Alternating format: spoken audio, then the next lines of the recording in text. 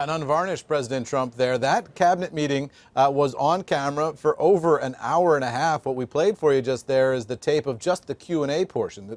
The actual meeting went on for quite a long time. The president happy to invite cameras in and have reporters observe him at work here on the first business day of the new year, 2019. The president suggesting there that he might be willing to accept a little bit less than the $5 billion that he's been demanding for border wall funding in this negotiation over whether or not they can get the government entirely reopened here. The Democrats have said they're not going to provide any money for building that border wall. We'll see whether he's willing to compromise at 3 p.m. The president's expected to have Democratic and Republican leaders in the Situation Room with him for some negotiations on the ongoing standoff and also for a briefing from Homeland Security on the situation at the border. We'll see whether they're in the mood to compromise or whether they're in the mood to continue to dig in their heels, though. The president there, really laying into his critics, including Mitt Romney, the former Republican presidential nominee, who issued an op-ed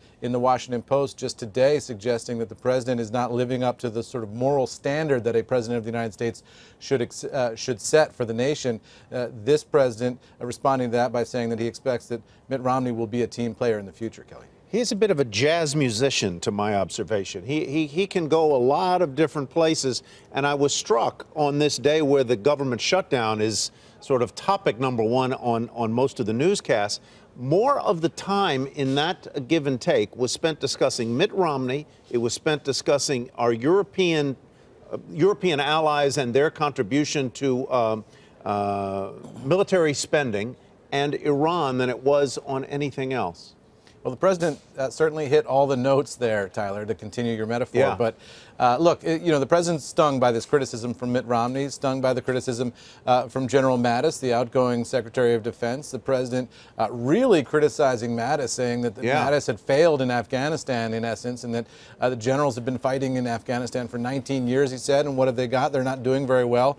He wants to get out of Syria. He doesn't necessarily feel like he wants to take advice from military leaders who want to stay the course in those two regions of the world. So the president very much flexing his muscles rhetorically here and in terms of the personnel here at the White House and in his administration. And all those cabinet members sitting at that table certainly knew what happened to James Mattis, the president saying he essentially fired him.